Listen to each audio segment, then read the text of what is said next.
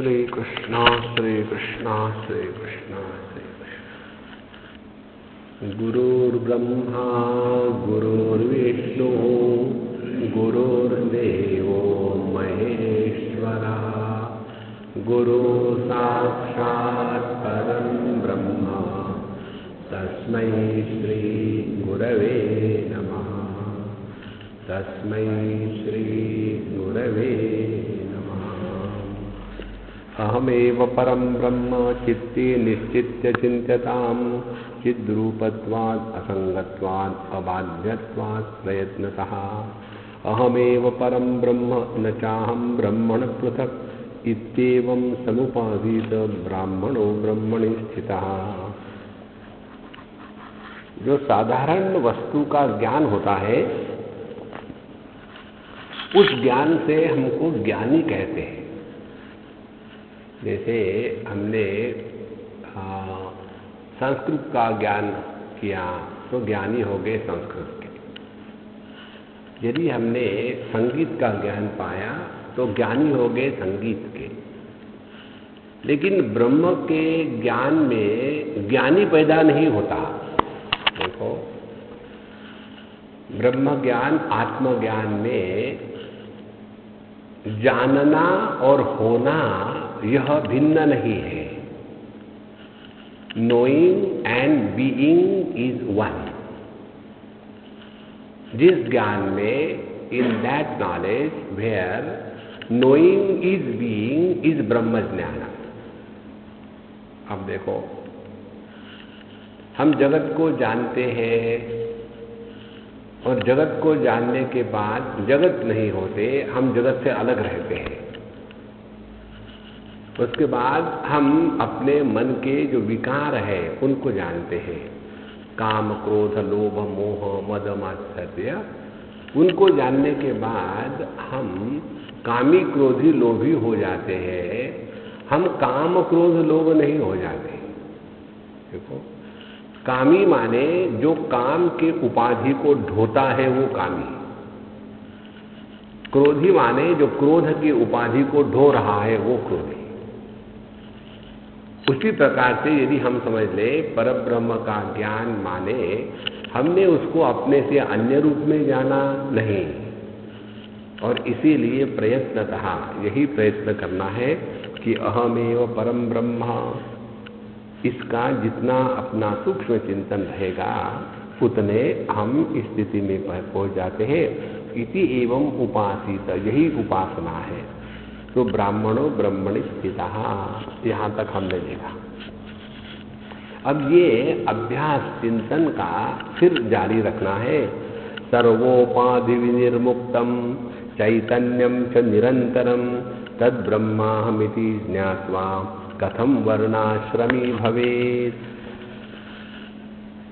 सर्व उपाधि विनिर्मुक्तम चैतन्यम। अब देखो, जब हम विचार करते हैं तो विचार किसी अन्य वस्तु का करेंगे तो अपने से दूर जाएंगे, और विचार जब अपने बारे में करेंगे तो हम गायब हो जाएंगे। बड़ी सुंदर बात है। जैसे आंखों से अन्य विषयों को देख सकते हैं, लेकिन उन्हीं आंखों को यदि अपने पर लगाया जाए तो आंखें गायब हो जाती है, क्योंकि वहां दृष्टा और दृश्य भेद समाप्त हो गया। इसी प्रकार से जब थोड़ा और विचार करें तो हमारा जो जीवन है उसमें कम से कम ये चार बातें आती हैं। एक तो जागृत का अनुभव होता है, स्वप्न का, सुषुप्ति का और समाधि का। जागृत, स्वप्न, सुषुप्ति, इन तीनों को हम पहचानते हैं, समाधि को हम पहचानते नहीं। इसीलिए वो अनुभव आते हुए भी हम उसके द्वारा लाभान्वित नहीं होते। देखो, प्रत्येक व्यक्ति निर्विकल्प समाधि का अनुभव करता है, लेकिन ये वही है ये वो पहचानता नहीं। देखो, तो प्रॉब्लम कहाँ है? प्रॉब्लम केवल पहचानने में है। तो जितनी साधना है वो हमको पहचानना है अपने आप। तो कैसे पहचानना है? इसके लिए हमारे वेदांत में अवस्थात्रय विवेक नाम की प्रक्रिया है। अवस्था माने हमारे कौन सी अवस्था है? जागृत, स्वप्न, सुषुप्ति है, या तो हम बालक हैं, फिर बड़े हैं, फिर बूढ़े हैं। ये भिन्न भिन्न अवस्था है। इन सभी अवस्थाओं में परिवर्तन आता है, लेकिन इन सभी परिवर्तनों का जो अधिष्ठान है उसमें कभी परिवर्तन नहीं आता।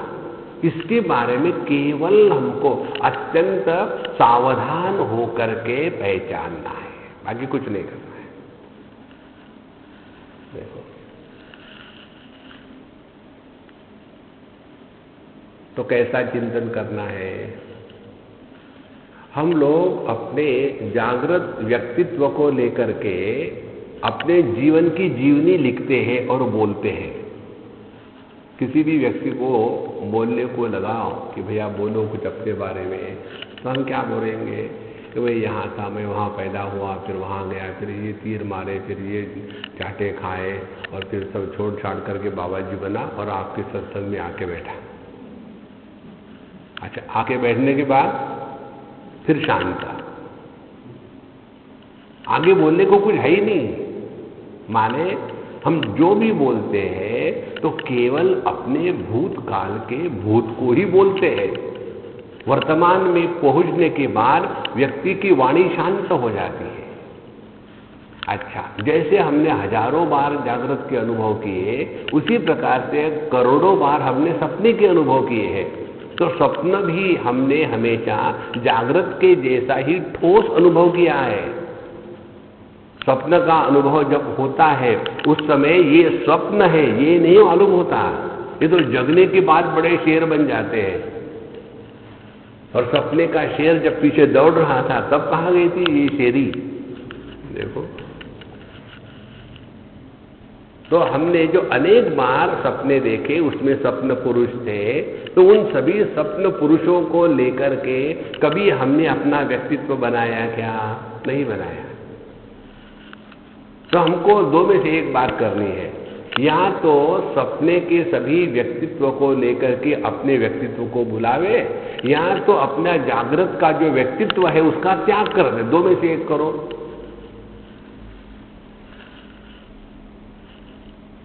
देखो, अब इसमें ये देखना है, सपना एक आया, उसमें स्वप्न पुरुष ने ऐसा अनुभव किया कि मैं राजा हूं, वो सपना चला गया।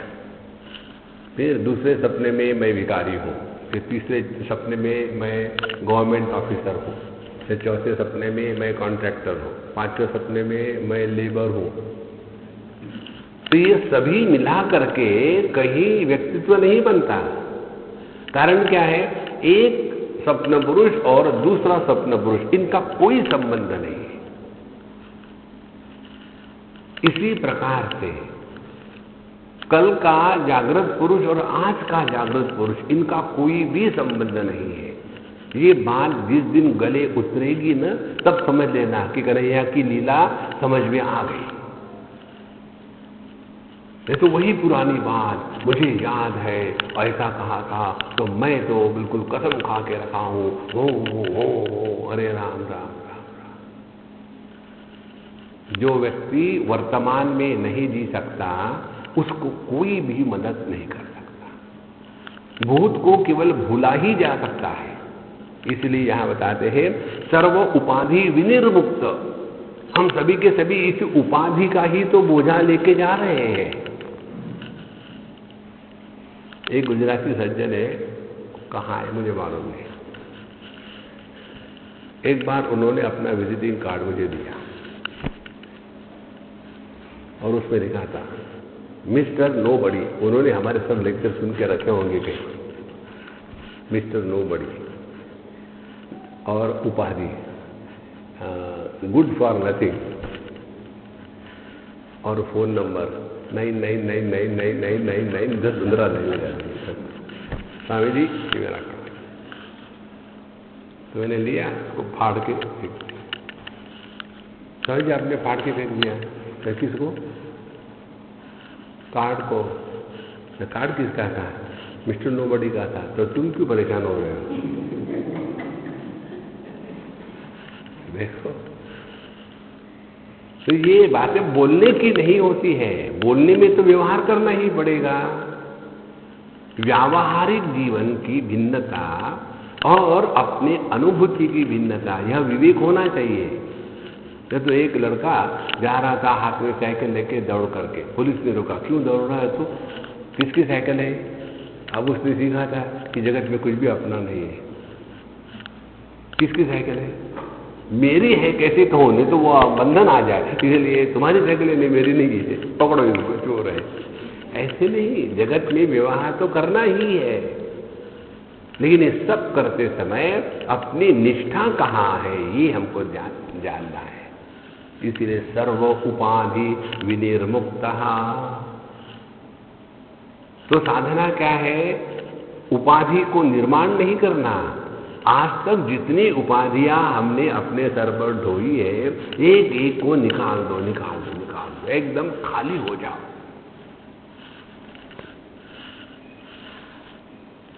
सर्व उपाधि विनिर्मुक्तम चैतन्यम च निरंतरम। फिर जिसका त्याग नहीं किया जा सकता है, वह चेतन सत्ता अपनी असलियत है। देखो कैसे सुंदर बात है। जागृत के विषयों का त्याग होता है जब हम इंद्रियों में आके बैठते हैं। इंद्रियों का त्याग होता है जब हम मन में आके बैठते हैं। मन का त्याग होता है जब हम प्रकृति में आके बैठते हैं और सत्संग में शांभवी मुद्रा आ जाती है। और इस प्रकृति का भी त्याग हो जाता है जब हम चेतन सत्ता में आके बैठते हैं।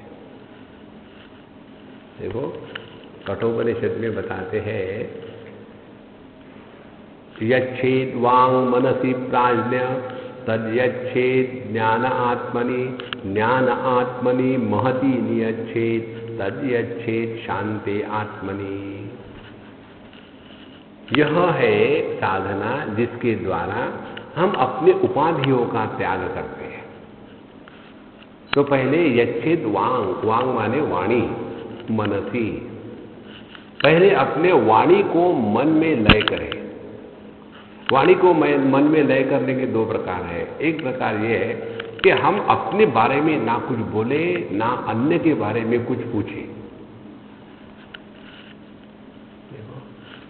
एक बार एक सज्जन ने मुझे पूछा,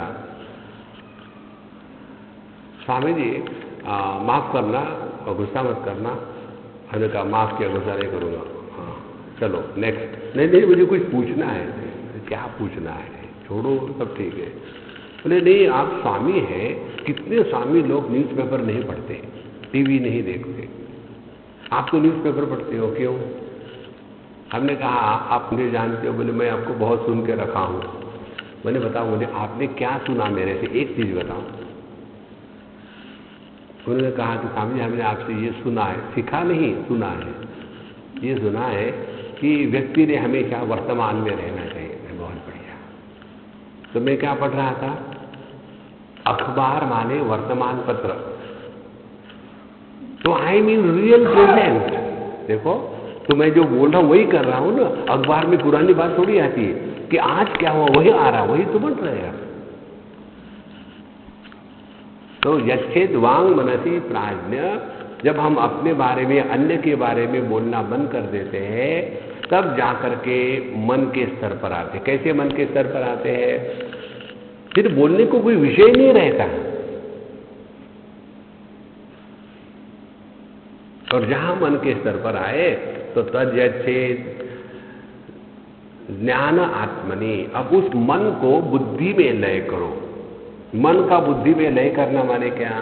मन किसको कहते हैं? मन माने हमारे विचारों की संदेहात्मक स्थिति को मन कहते हैं। देखो जैसे पति किसको कहते हैं? कि जिसका हंसना जिंदगी के लिए बंद हो गया है, उस आदमी को पति कहते हैं। माने है तो आदमी ही, उसने हंसना बंद कर दिया, कारण क्या? शादी हो गई। इसी प्रकार से विचारों की वह स्थिति जिसमें संदेह का प्राबल्य रहता है, उस स्थिति को कहते हैं मन। मन नाम की कोई वस्तु नहीं है लड्डू के जैसी। संदेहात्मक स्थिति जो विचारों की है उसको मन कहते हैं। उठोगे नहीं, आप नहीं उठेंगे, थोड़ी देर और सो लेंगे, क्या है लेक्चर में जाकर के वही कि तुम देह नहीं, तुम जीवन नहीं हो, तुम ब्रह्मन हो, बहुत सुन लिया, कुछ नहीं हुआ हो, लेकिन अंदर में फिर गुज शुरू हो रहा है। सभी लोग जाएंगे, मैं नहीं जाऊंगा तो लोग क्या कहेंगे कि कितना आलसी है। तो लोगों के लिए चलो, यह जो स्थिति है तो स्थिति को मन कहते हैं। और फिर दूसरी स्थिति आती है कि हमने निर्णय ले लिया है, नहीं अब उठ के चले जाना, भले वहां जाके सोएंगे लेकिन अभी उठेंगे। तो यह जो अपने निर्णयात्मक स्थिति है मन की, विचारों की निर्णयात्मक निश्चयात्मक स्थिति को बुद्धि कहते हैं। तो हमको जीवन में यह बुद्धि का प्राधान्य होना माने जीवन में दृढ़ निश्चय होना। हमारे बुद्धि में निश्चय कहाँ है? देखो, तो तज्जचे ज्ञान आत्मनि, बुद्धि में आ गए। लेकिन बुद्धि में आने के बाद आदमी इंटेलिजेंट बनता है। देखो, दो शब्द है अंग्रेजी में, एक है इंटेलिजेंट, दूसरा है intellectual. Intellectuals are intelligently miserable and intelligent people are never miserable. See the difference? जो अपने बुद्धि के गुलाम होते हैं उनको इंटेलेक्चुअल कहते हैं, और जो अपने बुद्धि को प्रयोग करके अपनी गुलामी का त्याग करते हैं वो इंटेलिजेंट होते हैं। तो हमने अपने वैयक्तिक बुद्धि में आ गए, अब हमारा जीवन विवेक प्रधान है। Now it is discrimination predominant. हम ना तो अपनी पुरानी आदतों के गुलाम हैं, ना तो हम अपने भावनाओं में दबे जा रहे हैं, ना तो हम तमोगुण के प्रभाव में आकर के अपने जीवन को बर्बाद कर रहे हैं। ये कुछ भी नहीं है। देखो, तो जीवन विवेकपूर्ण है। विवेक क्या करना है? विवेक ये करना है कि अब हम है कौन। तो ये समझ में आता है, कठोपनिषद कहती है तज्जच्छेद ज्ञान आत्मनि महति नियच्छेद। अब वैयक्तिक बुद्धि का जो बोझा है उसी के कारण व्यक्ति का व्यक्तित्व बड़ा स्ट्रांग होता है। तो इस व्यक्ति के व्यक्तित्व का हमें त्याग करना है। माने क्या? कि वैयक्तिक व्यक्तित्व को सामूहिक समाज में उसको लीन कर देना है, अपने आप को मिटा देना है। देखो, स्कूलों में होता है ना, सभी बच्चों की एक यूनिफॉर्म होती है। उसका कारण क्या है? उसका कारण एक है कि एक लड़का बड़ा अमीर का है, दूसरा मिडिल क्लास फैमिली का है, तीसरा गरीब का है, सभी एक ही स्कूल में है। तो उनके यदि भिन्न भिन्न कपड़े होंगे तो उसमें अलगता आएगी। जब सब में एक ही यूनिफॉर्म है, now they have become one. उसमें जो मैं अलग हूं, ये अलगाव निकल गया। देखो, इसीलिए वैयक्तिक अस्तित्व का सामूहिक अस्तित्व में मिला देना यह ध्यान साधना है।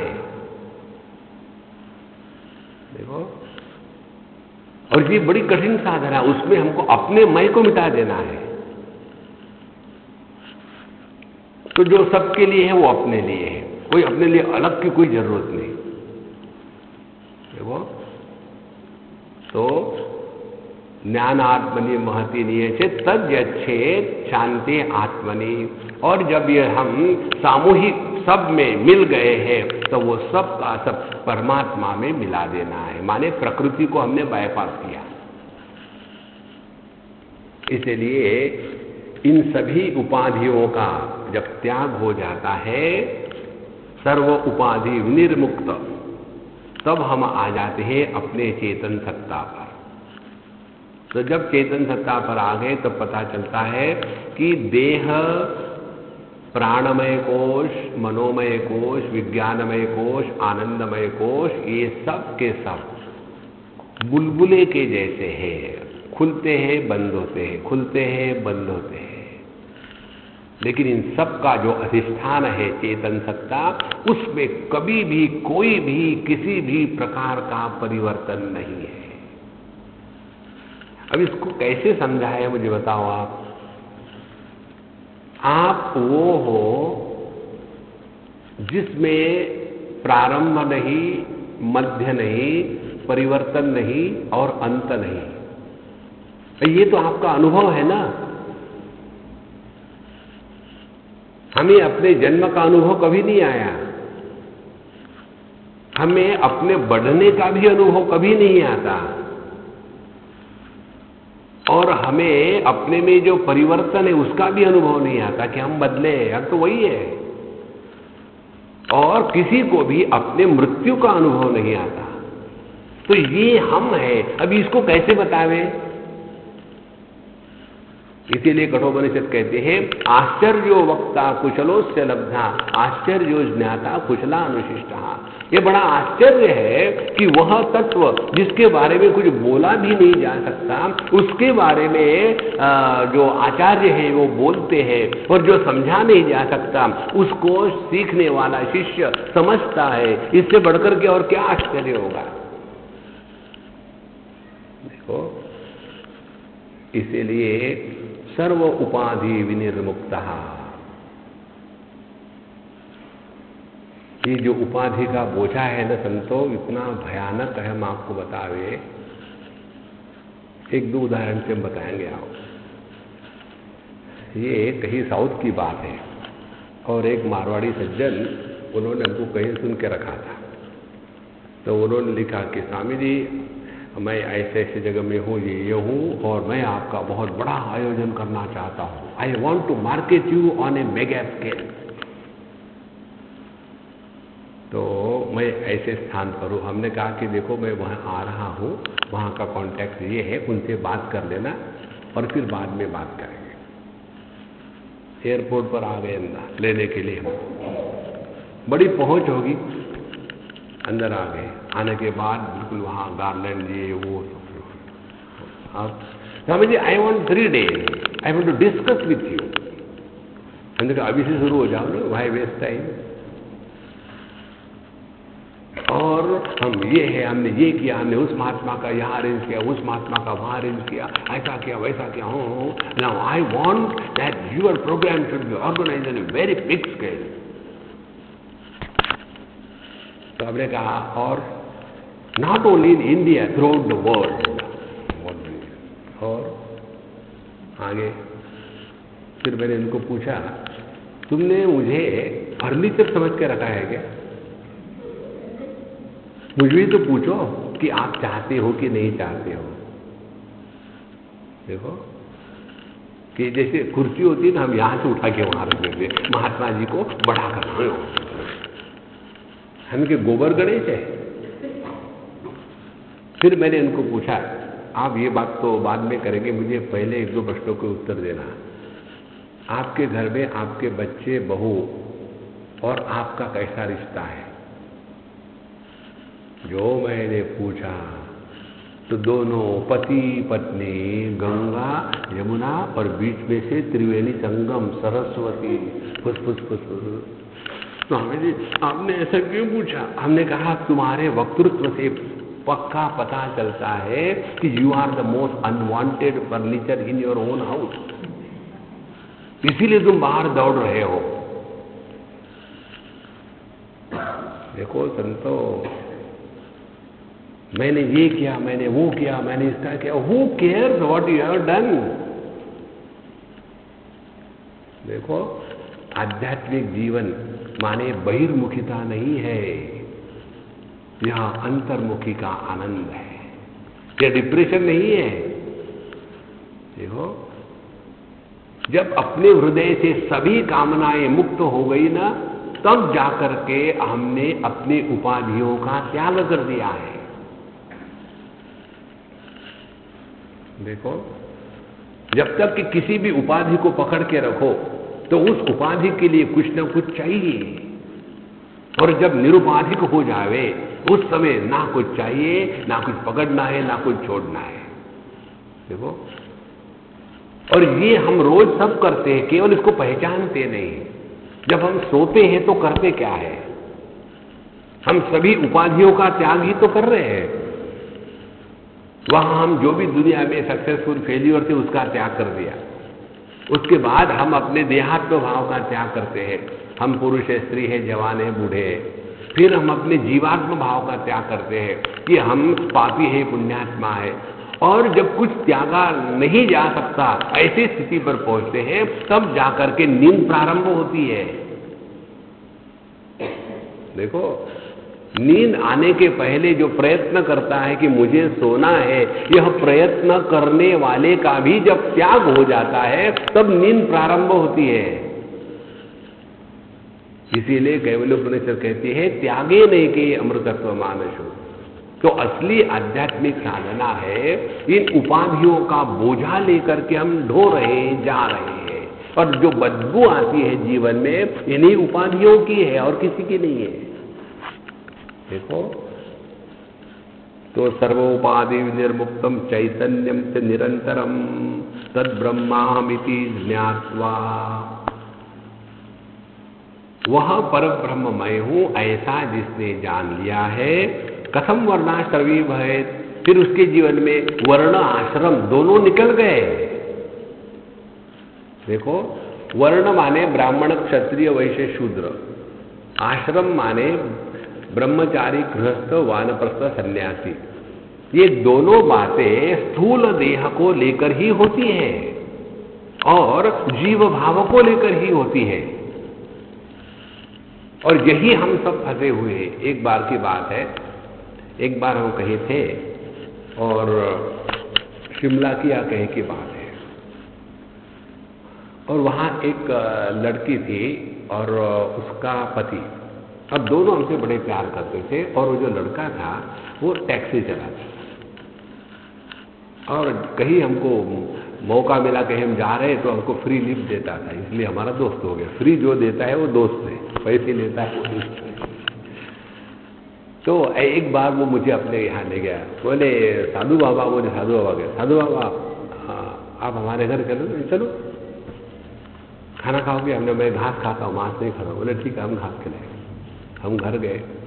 घर जाने के बाद उसकी पत्नी वगैरह, फिर उसने कहा, मैंने कभी किसी को नाम पूछने की जरूरत ही नहीं। घर गए तो उसे कैथी, लुक हु हैज कम। तो कैथी कहा, अच्छा ये क्रिश्चियन है। वहाँ गए, बातचीत हो गई, और फिर अच्छी दोस्ती हो गई।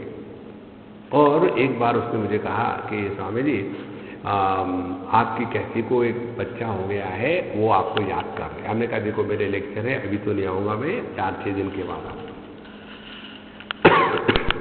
उसके बाद ऐसा हुआ कि शाम को फिर वो मुझे मिलने आया, जहाँ मेरे लेक्चर चल रहे थे। जैसे बाहर गए, स्वामी जी प्लीज चलो, साधु बाबा प्लीज चलो, क्या कि वो ब्लीडिंग कर रही है और पता नहीं क्या करे। हमने कहा उसको खून दो, उसके मामा, दादा, मामा किसी को बुलाओ, किसी न किसी का खून जमेगा। बोले नहीं, वो तो खून तो जम गया, लेकिन वो देने को तैयार नहीं। वो कहते हैं, हम लोग कहते हैं किसको खून नहीं देते, अपनी बेटी है, उन्हें नहीं हम नहीं देते। हमने कहा तुम तुम्हारे भगवान से प्रार्थना करो कि मेरा ब्लड मैच हो जाए, और मैच हो गया। जहाँ गए फिर हमने उसको 1-2 बोतल खून दे दिया, वो बच गई। उसके बाद हमने कहा अब बताओ तुम कौन हो, क्रिश्चियन हो कि हिंदू हो? तुम्हारे बॉडी में जो ब्लड दौड़ रहा है वो किस ब्रांड का है? भैया हम लोग जो फंसे हैं ना, कि इसी में फंसे हैं। ब्राह्मण, क्षत्रिय, वैश्य, शूद्र, ब्रह्मचारी, गृहस्थ, वानप्रस्थ, सन्यासी, यही संसार है। देखो, तत्व में किसी भी प्रकार के आकार, विकार, प्रकार, संस्कार नहीं होते। तो कथम वर्णाश्रमी भवेत्। देखो, तो जो साधना है वो यही साधना है। हमने आपको सुबह के क्लास में बताया था ना प्राणायाम के इसमें कि गिनती मत करो। जैसे आपको आप लोगों ने किया भी होगा, गिनती के बताते हैं रेशो 1:4:2। समझो आपने एक गिनती करी हवा अंदर भरने में, एक, फिर अंदर में 4 गिनती तक रखो, 1 2 3 4, फिर बाहर निकालते समय कम से कम 2 होना चाहिए, 1 2, ऐसा प्रोपोर्शन में ब्रीदिंग करना है। उसमें क्या हो जाता है, मन तैयार हो जाता है, क्योंकि मन गिनती कर रहा है। हमको मन के परे जाना है। देखो, इसीलिए जब हमने सभी उपाधियों का त्याग करते करते करते ऐसे स्थान पर पहुंचे अब जिसका त्याग नहीं हो सकता, तद ब्रह्माहमिति ज्ञात्वा। ध्यान से सुनो, ज्ञात्वा माने केवल पहचानना मात्र है, केवल जानना मात्र है। ध्यान से सुनना, हमको उपलब्धि हमेशा ज्ञान के माध्यम से ही होती है। देखो, जैसे बच्चे लोग परीक्षा में बैठते हैं, अब उनका रिजल्ट आ गया, तो वो पास हुए कि फेल हुए वो तो ऑलरेडी है वही, लेकिन जब तक मालूम नहीं होता तब तक के उसकी उपलब्धि नहीं होती। यदि हमारा टिकट का नंबर आ गया लॉटरी का, वो टिकट अपने जेब में है और मालूम नहीं, कई लोग होते हैं कि खरीदते हैं भूल जाते हैं और उनका लॉटरी का टिकट आने के बाद भी उनको नहीं मिलता। क्यों? कि उनको मालूम नहीं है। माने जितनी उपलब्धि होती है वह ज्ञानात्मक होती है। और ध्यान से सुनना, जो वस्तु ज्ञान से उपलब्ध होती है वो होती है, it is not created through action. देखो, जैसे आंखें खोली तो ज्ञान हुआ रूप रंग का, तो जो है वही दिखेगा ना। इसी प्रकार से हम जो है वही हमको पता चलता है इस ज्ञान के द्वारा। यह निर्माण नहीं करता, हम ब्रह्म बनते नहीं है, हम ब्रह्म है। हम बने हैं, स्त्री पुरुष जवान बूढ़े अमीर गरीब ब्राह्मण क्षत्रिय, हम वो बने हैं। इसीलिए तद ब्रह्माहमिति ज्ञात्वा कथम वर्णाश्रमी भवेत्। अपने आप देह और जीव इन दोनों बंधनों से मुक्त हो करके हम अपने व्यक्तित्व को जब मिटा देते हैं तो जो अभिव्यक्त हुआ है वह प्रकट होता है। तो सर्वोपाधि विनिर्मुक्तम चैतन्यम च निरंतरम तद ब्रह्माहमिति ज्ञात्वा कथम वर्णाश्रमी भवेत्। आगे कहते हैं, अहम ब्रह्मास्मि यो वेद स सर्वं भवति द्विदम ना भूत्या ईशते देवाः तेषामात्मा भवेद्धि सः। अब अगली स्टेज, अहम ब्रह्मास्मि यो वेद, जिसने अपने इस पर ब्रह्म स्वरूप को पहचान लिया है। अब इसकी पहचान माने क्या, इसको ठीक से समझ लेना। देखो, हमने अपने आप को ये समझ रखा है कि हम देह के अंदर है। तैत्तिरीय उपनिषद में आता है, पहले अन्नमय कोश, फिर अन्नमय कोश के अंदर में है प्राणमय कोश, फिर प्राणमय कोश के अंदर में है मनोमय कोश, फिर उसके अंदर में विज्ञानमय कोश, उसके अंदर में आनंदमय कोश और उसके अंदर में आत्मा है। इसलिए देखो, आप कितने लोग जो ध्यान का अभ्यास वगैरह करते हैं वो अंदर अंदर जाते हैं। डिस्टर्ब मत करना, अंदर जा रहे हैं। कहाँ जा रहे हैं? यहां तो कल्पना करेंगे कि अंदर में कुछ हो रहा है। मुझे प्रकाश दिखा,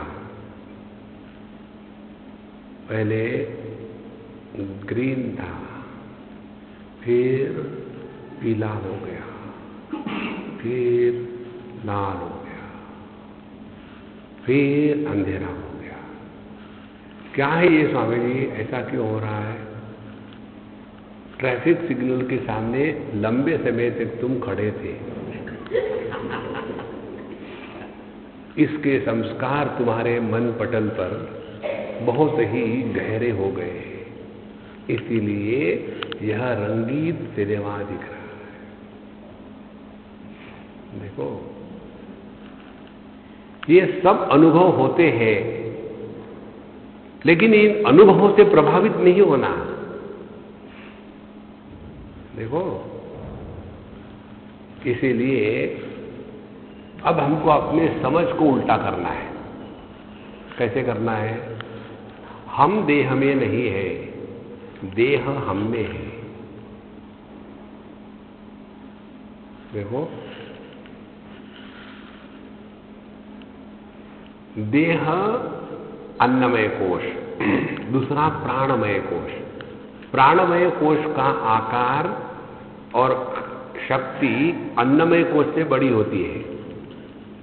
अन्नमय कोश का अस्तित्व प्राणमय कोश पर है। जब प्राण निकल जाते हैं तो अन्नमय कोश मरा हुआ है। तो प्राणमय कोश हो गया कंटेनर, थैला, और उसमें अन्नमय कोश रखा हुआ है। देखो, अपने अंदर की हवा और बाहर की हवा, इनका संबंध काट डालो तो आदमी मरता है। तो प्राणमय कोश केवल अपने देह के अंदर की हवा को नहीं कहते, प्राणमय कोश का विस्तार होता है अंदर और बाहर दोनों को मिला करके। तो प्राण में देह है, देह में प्राण नहीं है। फिर अगली स्टेप, मन में प्राण और देह दोनों है। जब हम गहरी नींद में सोते हैं, मन को लपेट के रख दिया है, तो उस समय कहाँ है देह, कहाँ है प्राण, कौन पहचानता उसको? तो माने ये देह और प्राण दोनों मन में है, तो मन के थैले में इन दोनों को रखा है। देखो, तो हमारी अभी की कल्पना क्या है कि मन अंदर है। मन अंदर नहीं है, मन के अंदर देह है। जहां मन को लपेट दिया, देह सब कुछ गायब हो गया। इसीलिए आपने देखा होगा कि बच्चे जब जगते हैं, समझो उनका वजन होगा 20 किलो और उसी बच्चे को जब वो सोता है कंधे पर या गोद में तो भारी हो जाता है। इसका कारण यही है कि वो बच्चा कैसा है। जैसे अभी आप जो हमारे हाथ पे देख रहे हैं, इसमें टेंशन किस पर है? टेंशन इस धागे पर है। ये जो वस्तु लटकी हुई उस पर टेंशन नहीं है, टेंशन धागे पर है। जैसे प्लास्टिक के थैले होते हैं आजकल, प्लास्टिक के थैले में एक कद्दू रखा और उसको उठाया, तो टेंशन किस पर आएगा? कद्दू पर। कद्दू पर कोई टेंशन नहीं, टेंशन है थैले पर। तो आपने वो थैला कद्दू का लिया और उसको तराजू में रखा, लेकिन पूरा नहीं छोड़ा, नहीं तो वो नीचे गिर जाएगा। थोड़ा ऊपर से पकड़ के रखा और उसका वजन समझो रहा 5 किलो और एकदम पूरा छोड़ दिया, तो वजन बढ़ेगा कि कम होगा? बढ़ेगा, क्योंकि थोड़ा वजन ऊपर पकड़ के रखा था ना। इसी प्रकार से मन में देह का वजन होता है, और जो टेंशन होता है वो मन को होता है, देह को नहीं होता कोई टेंशन। इसीलिए आदमी जब सोता है तो उसका वजन इसलिए बढ़ता है कि जिस मन के थैले में वो देह का कद्दू रखा हुआ था, वो थैला छोड़ दिया तो एकदम देह भारी हो गया, और कुछ नहीं है। और यह जो मनोमय कोश है, ये किसमें है? ये मय में है। जब तक ये मय जागृत नहीं होता तब तक ये मन की कोई गति नहीं है। और यह जो विज्ञानमय कोश है मैं, यह आनंदमय कोश में अव्यक्त है। इस प्रकार से अब देखो कैसे बाहर आ गए। देह, देह से बाहर प्राणमय कोश, प्राणमय मनोमय कोश, मनोमय कोश या विज्ञानमय कोश, विज्ञानमय कोश आनंदमय कोश। और इस आनंदमय कोश में अनेकता नहीं है, जैसे अन्नमय कोश में अनेकता है, जैसे प्राणमय कोश में अनेकता है। मेरा अन्नमय कोश, आपका अन्नमय कोश भिन्न है। मेरी प्राण शक्ति, आपकी प्राण शक्ति भिन्न है। मेरा मन, आपका मन भिन्न है। मेरा अहम, आपका अहम भिन्न है। लेकिन जब हम सोते हैं तो सब मटिया में एक हो गए। उसमें ना मैं है ना तू है। देखो, ये आकार अनेक है, हम सब आकार वाले, आकार अनेक है। इन सभी आकारों को आधार देने वाला आकाश एक है, क्योंकि आकाश का अपना कोई आकार नहीं है। देखो, इस प्रकार जब अपनी दृष्टि बदल जाती है कि हम देह में नहीं, देह हम में है। देखो, तद ब्रह्माहमिति ज्ञात्वा, फिर आपके देह के अंदर में यहां कुछ हो रहा है, यहां प्रेशर बढ़ गया है, यहां शक्ति शुरू हो गई है और आवाज आ रहे हैं, इससे आपको कुछ लेना देना नहीं है। देखो, इसीलिए तद ब्रह्मामिति ज्ञात्वा, केवल अपनी समझ को ठीक करना है। क्या हम देह हो सकते हैं, इस पर चिंतन करें। क्या हम जीव हो सकते हैं, इसकी इंक्वायरी करें। जब ये दोनों गायब हो जाते हैं तो सभी उपाधि से मुक्त होकर के अपने स्वरूप को पहचान लिया। तो अहम ब्रह्मास्मि यो वेद स सर्वम भवति, फिर वो सब हो जाता है, माने वो सब है। जैसे उदाहरण से समझो, हम अपने देह को लेकर के ब्रह्म है। कैसे अपने देह को लेकर के ब्रह्म है? यदि हमारी जिह्वा को हमारे ही दांतों ने काट लिया, कई बार खाते खाते खाते कट जाएगा, तो उस समय जिह्वा कहती है क्या दांतों को, रुको बेटा रुको, चलो डेंटिस्ट के पास ले जाते हैं। डेंटिस्ट, हाँ जी, ये दो को हटा देना, काटते हैं मुझे। नहीं, काटा तो जरूर है, लेकिन काटने वाला और कटा गया, इनमें अनेकत्व, अलगत्व, भिन्नता नहीं है। माने हमको सुख दुख का जगत में अनुभव होगा, लेकिन सुख दुख के कारण राग द्वेष निर्माण नहीं होंगे। देखो महाराज, ये है इसका अर्थ। स सर्वभवति, जब वो परब्रह्म परमात्मा रूप रहने लग जाता है तो उसको जैसे भगवान कहते हैं, न मे द्वेषोस्ति न प्रिया। एक कथा आती है, जब परीक्षित जी स्टिल बॉर्न, मरे पैदा हुए, तो उस समय उत्तराने आकर के भगवान को कहा कि मेरे बच्चे को जिलाओ, नहीं तो हमारा यह वंश नष्ट हो जाएगा। तो उस समय भगवान कहते हैं,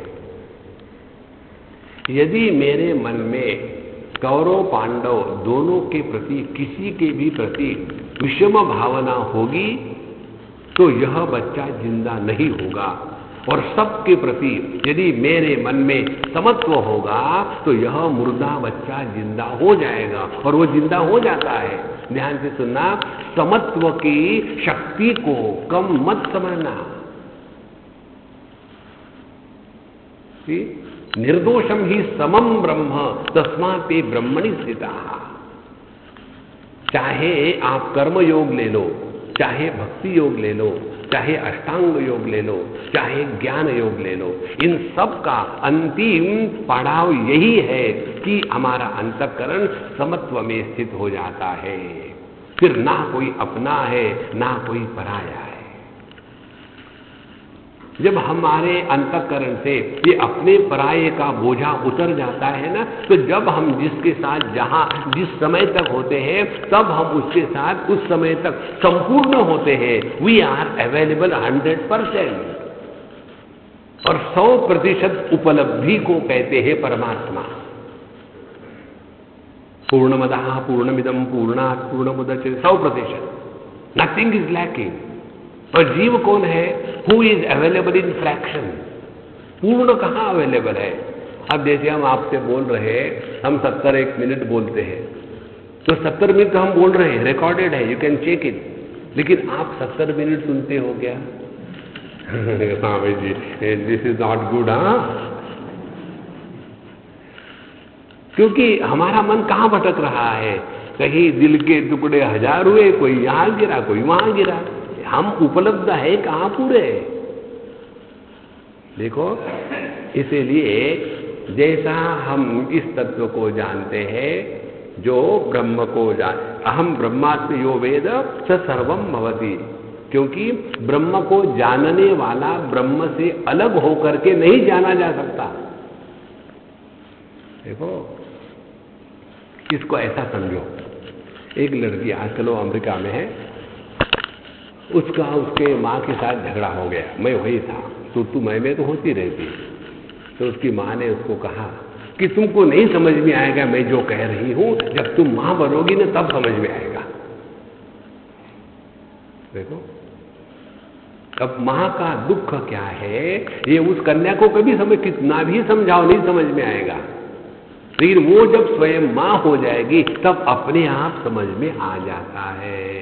इसी प्रकार से ये जो बातें हैं ना, कि जब हम अपने सभी उपाधि का त्याग करके निरुपाधिक सहज भाव में रहते हैं, तब हम में भी वही परमात्मा पूर्ण रूप से प्रकट हो रहा है। परमात्मा के प्राकट्य में विशेषता का अभाव होता है। देखो, हम जो लोग अलग अलग हैं ना, वो विशेषता के कारण अलग अलग है। निर्विशेषता में अनेकत्व नहीं होता। देखो, तो हमारा ध्यान जितना इस निर्विशेष तत्व के तरफ रहेगा, उतने हम अपने स्वरूप के पास हैं। अहम ब्रह्मास्मि यो वेद स सर्वं भवति त्विदं न भूत्या ईशते देवाः तेषाम् आत्मा भवेदितः। अब ये अनुभूति का जो लक्षण है वो क्या बताते हैं? ना भूत्या ईशते देवाः, फिर सभी देवता लोग उस पर शासन नहीं कर सकते। अब देखो, हमारे शास्त्रों के जो मंत्र होते हैं ना, इसके 3 अर्थ होते हैं हर एक मंत्र का। एक होता है आधि भौतिक मंत्र अर्थ, एक होता है आधि दैविक अर्थ, और एक होता है आध्यात्मिक अर्थ। जैसे उदाहरण के लिए सूर्य भगवान ले लो, तो जो सूर्य आकाश में लटक करके हमको सबको प्रकाश दे रहा है, वह हो गया आधि भौतिक सूर्य। जिस सूर्य से कुंती जी को कर्ण का जन्म हुआ था, वह हो गया आधि दैविक सूर्य। और आध्यात्मिक सूर्य वो है कि जिसके कारण हमारे आंखों में दृष्टि है।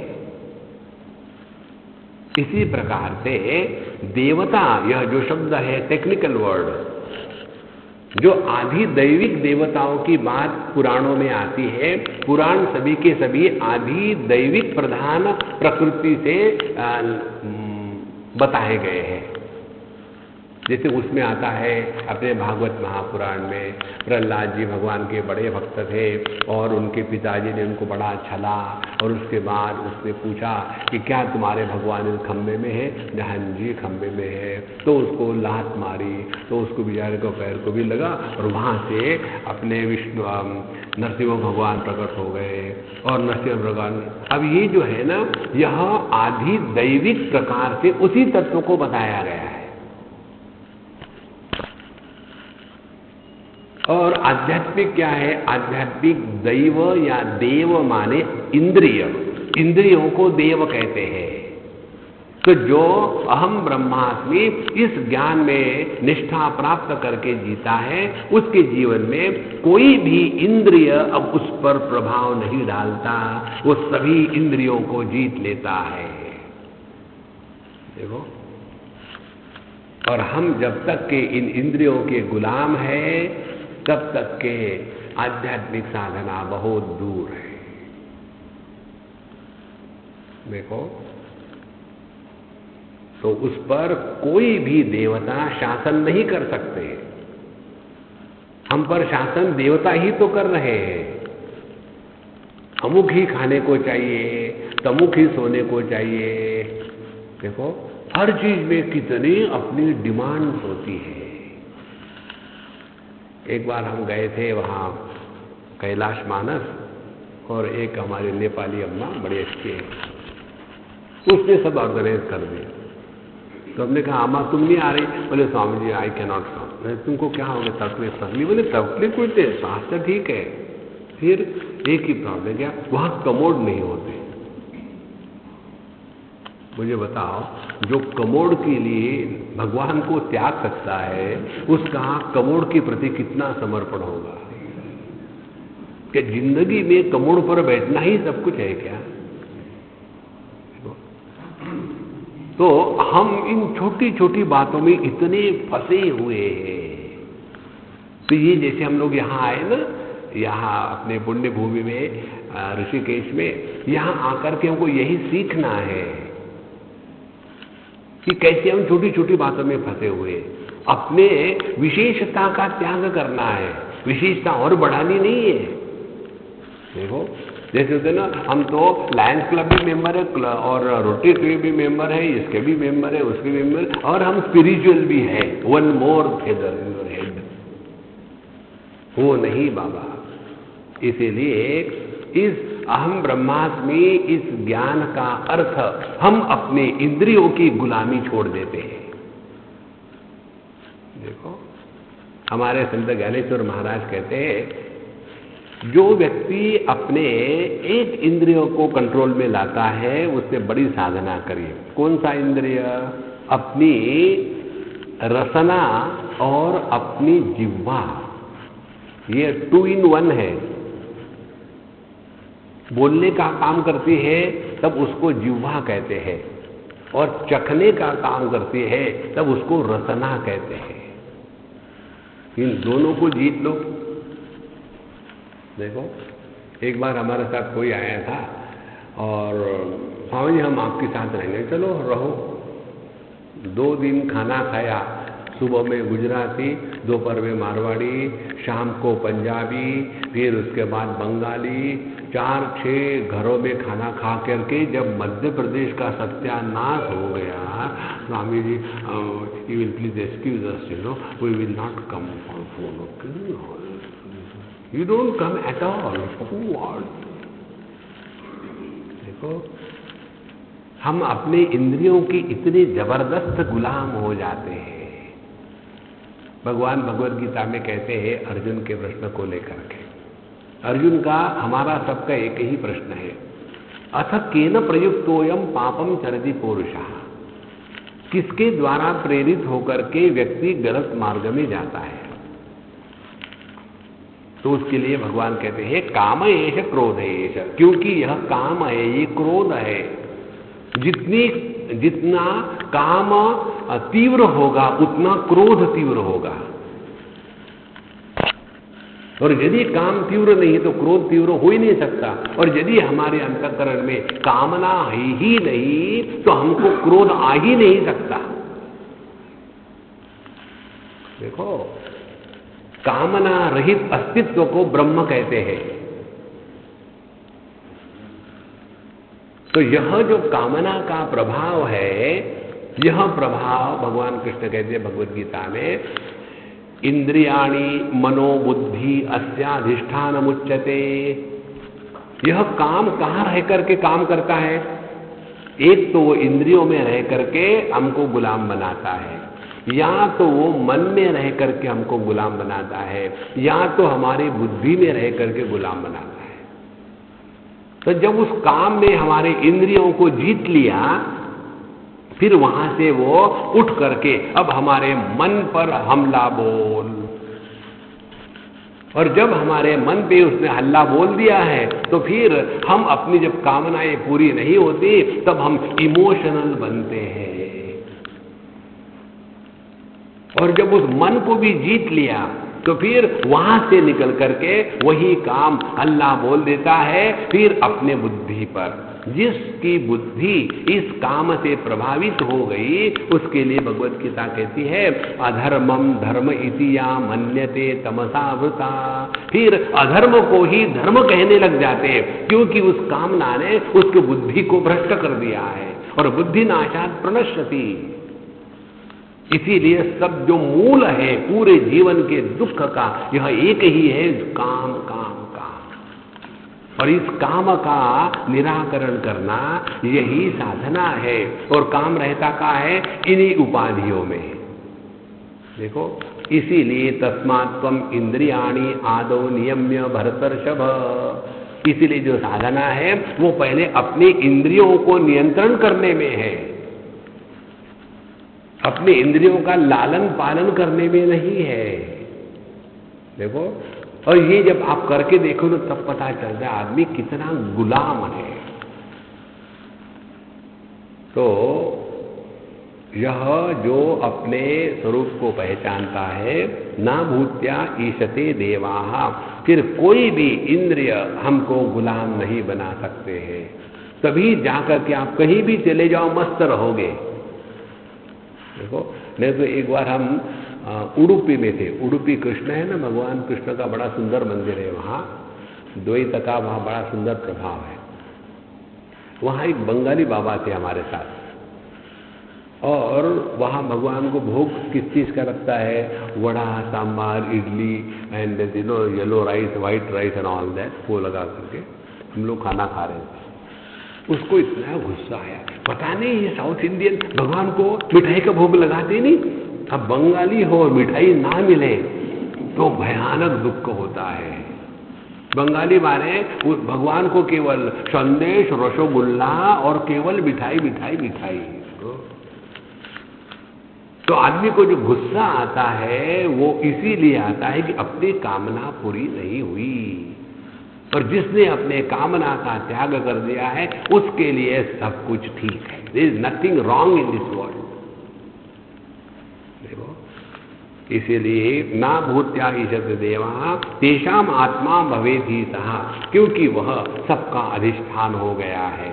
देखो, सबका अधिष्ठान होना माने क्या, जैसे अग्नि को उसकी दाहिका शक्ति जला नहीं सकती, पानी को समुद्र डुबो नहीं सकता, इसी प्रकार से यह जो जगत का द्वैत है, ये जिस पर प्रभाव नहीं डालता वही अपने इस अद्वैत ब्रह्म स्वरूप में निष्ठावान है।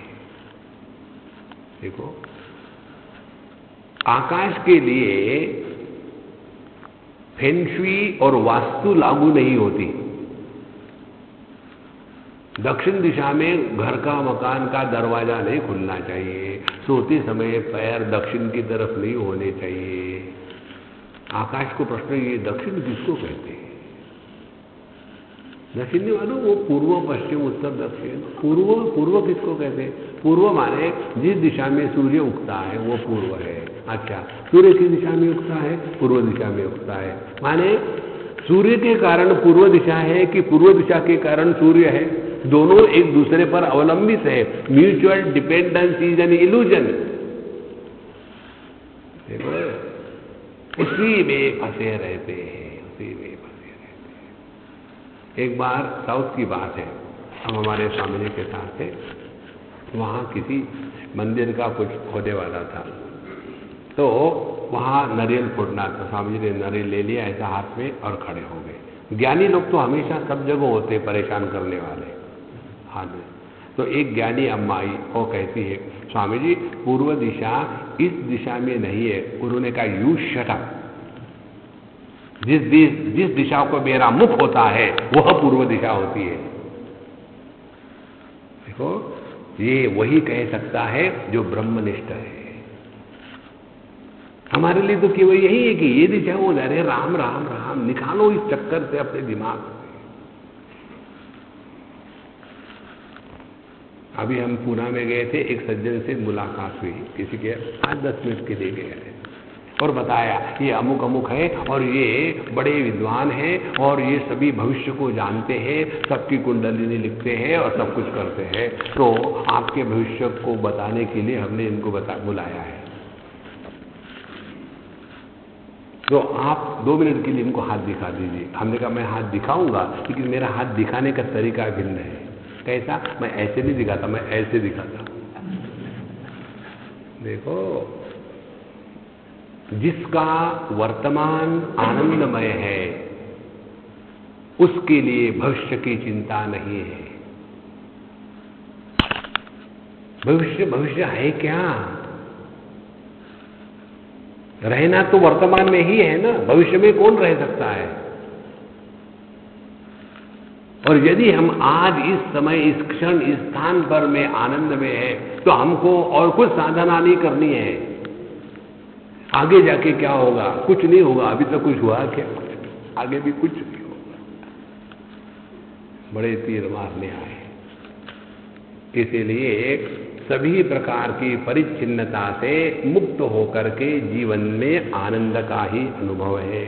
जगत फिर ऐसे को कोई प्रभाव नहीं डालता। ये जगत तो हमेशा ऐसा ही रहा है।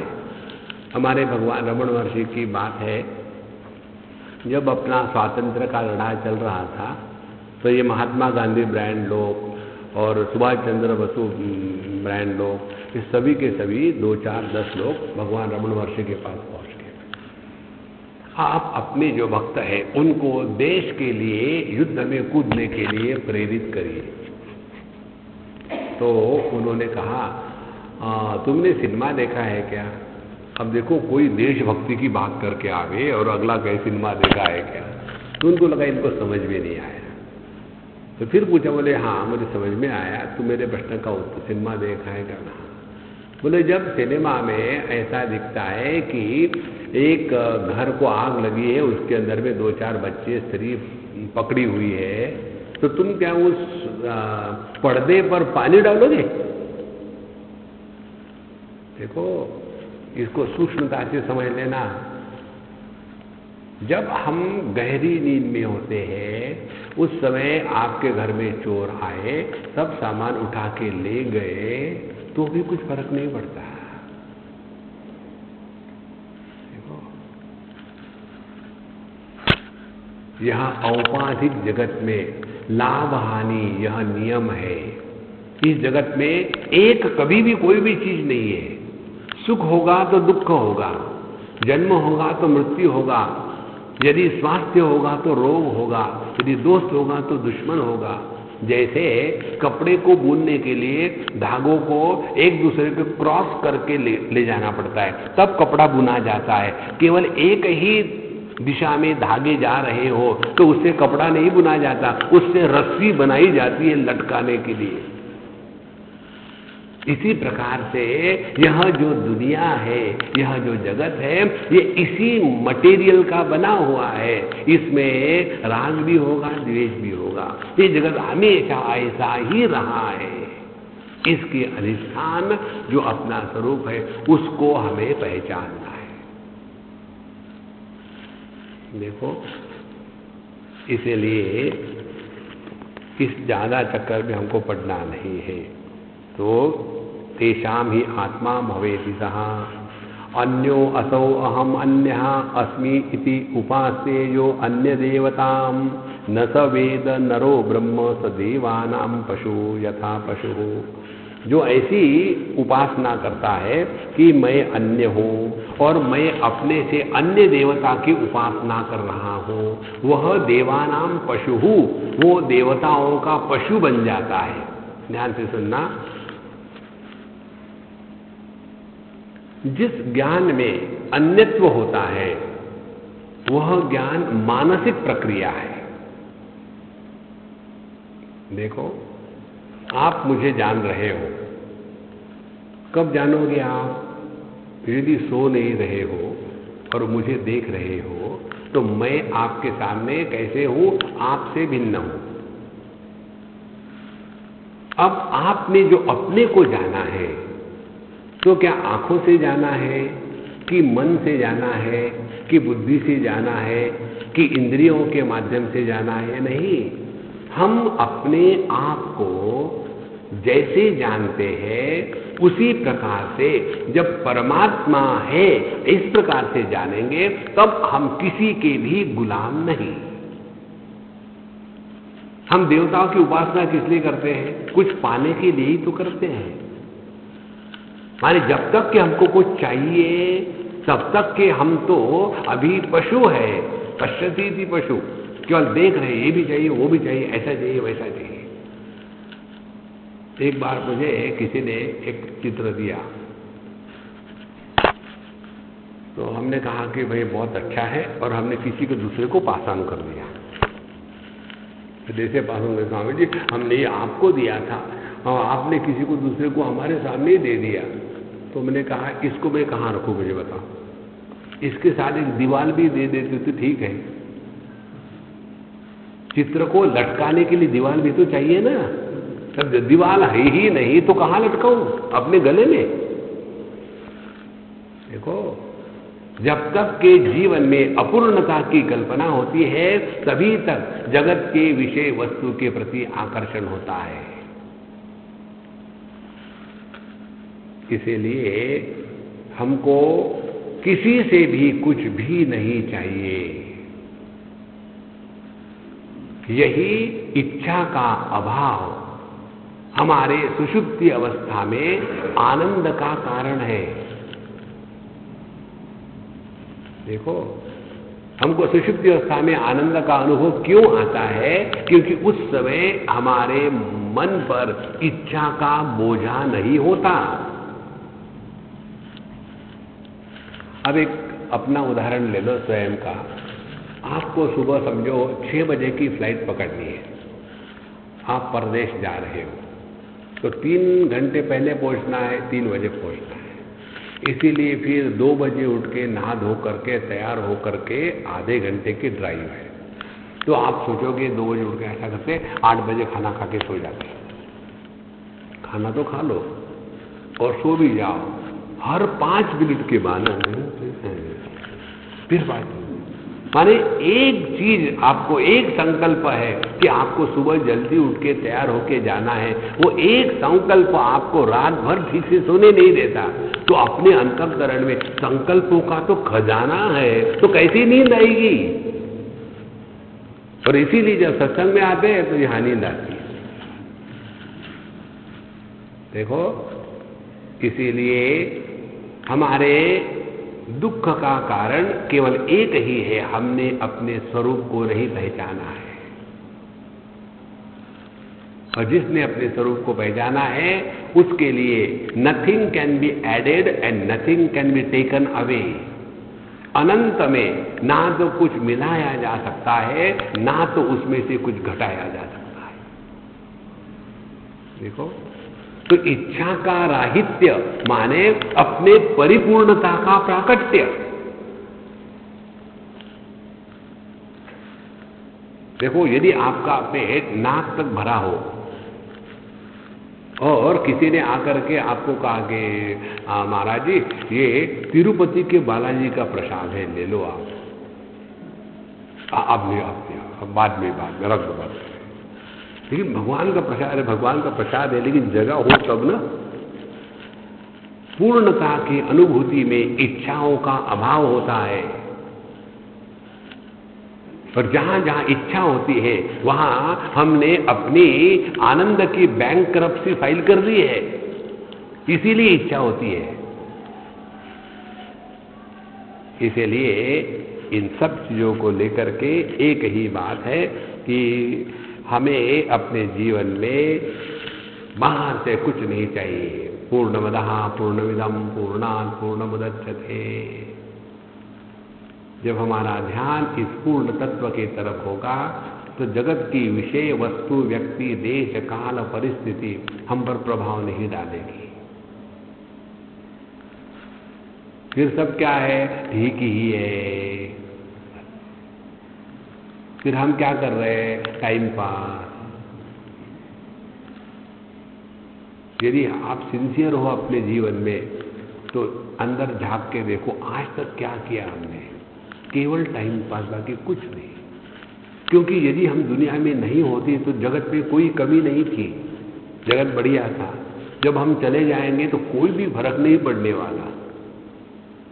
देखो, कोई मरता है तो जो रोने वाले रोते हैं वो कैसा रोते हैं? अब मेरा क्या होगा? मैंने जो मरा है उससे क्या फर्क पड़ता है, मेरा क्या होगा? इंपॉर्टेंट वो है। एक छोटी सी बात बता के बंद करो। एक दिल्ली कहाँ बम्बई की बात है। एक पुलिस अफसर थे, इंस्पेक्टर वगैरह, उनकी एक पत्नी और एक दो तीन बच्चे। हमारे बड़े क्लोज फैमिली, बड़े बहुत ही अच्छे लोग थे। एक दिन वो पुलिस अफसर रात को सुबह में 4 बजे के करीब शायद ऑटो रिक्शा से आए। उनका अपना एक होटल भी था। वहाँ से आए और जैसे उतरे रिक्शा चली गई और वही उनको मैसिव हार्ट अटैक आ गया, वो मर गए। और घर के सामने लाश पड़ी हुई है। सुबह में लोग घूमने जाते हैं, देखे कौन पड़ा है वहाँ, अच्छे कपड़े में है, कैसा है क्या, किसी ने जाके देखा, फिर बताया, फिर पता चला कि वो ही है, उसी घर के है, मर गए। मरने के बाद दुख, रोना धोना सब कुछ हो गया। फिर हम पहुँचे वहाँ तो उनका जो लड़का था 10वीं में था शायद, इतना गुस्सा में आकर के, स्वामी जी क्या तुम्हारे भगवान है, ये है वो है, ऐसा है वैसा है, जैसे मैंने उसके बाप को मारा था। खूब हो गया। उसके पश्चात मैंने सब सुन लिया। फिर मैंने कहा ठीक है, मैं तुमको बाद में आके बात करूँगा, अभी नहीं बात करूँगा, अभी तुम रो लो, अभी रोने की आवश्यकता है, गुस्से की भी आवश्यकता है। फिर मैं बाहर चला गया। फिर 1-2 महीने की बात आए, फिर गया उसके पास। हमने कहा अब बताओ, अब तुम्हारा दिमाग ठिकाने पर आ गया, मुझे बताओ उस दिन तुमको इतना जो दुख हो रहा था, वो दुख किस लिए हो रहा था? वो मर गए थे इसलिए दुख था कि अब हमारा क्या होगा, मेरी माँ अकेली है और हम 3 भाई हैं, अब देखने वाला कोई नहीं है। तो तुमको जो दुख हो रहा था उनके मरने का नहीं हो रहा था, तुमको दुख हो रहा था अब हमारा क्या होगा इसका। दूसरी बात, उनकी दृष्टि से देखो, तुम्हारे सामने हमेशा अपने पिता की वही तस्वीर रहेगी कि तुम्हारे पिताजी जवान थे, he died at the age of 41 और 42। तुम्हारे सामने कभी ऐसी तस्वीर नहीं आएगी कि तुम्हारे पिताजी पड़े हुए बीमार है, हाथ में डंडा लेके जा रहे हैं और गिरते हैं और सबको परेशान करते हैं। हाँ, तुम्हारे सामने तस्वीर होगी कि मेरे पिताजी हमेशा जवान थे और उनको प्रमोशन हो गया, उनको मरते समय कोई कष्ट नहीं हुआ, वो अपने जीवन की यात्रा और अगले उच्च स्तर पर ले जा रहे हैं। तो ये सब जान करके तुमको खुशी नहीं होती क्या? किसी को प्रमोशन मिलता है तो दुख होता है। देखो, जैसा होता है ना, किसी ऑफिस में किसी का ट्रांसफर हो गया तो वहाँ एक ये हो जाती है फेयरवेल पार्टी। अमुक अमुक गुप्ता जी बहुत अच्छे थे, असल में गुप्ता जी से सभी परेशान थे, लेकिन वो पार्टी में बोलना पड़ता है कि गुप्ता जी बड़े अच्छे थे, ये इनके जाने से हमारे ऑफिस को बहुत नुकसान होगा। हर एक आदमी आकर के गुप्ता जी की अच्छाई कहता है। फिर गुप्ता जी का टाइम आता है, मैंने आप सबके प्रेम को पहचाना है और ये निर्णय ले लिया है कि अब मैं नहीं जाऊंगा। तो रोने लगते, नहीं नहीं नहीं आप जाओ। देखो, इसीलिए महाराज इस जगत में ऐसे रहो कि हमें अपने स्वरूप से भटकना नहीं है। ओम पूर्णमदः पूर्णमिदं पूर्णात् पूर्णमुदच्यते पूर्णस्य पूर्णमादाय पूर्णमेवावशिष्यते। ओम शांति शांति शांति।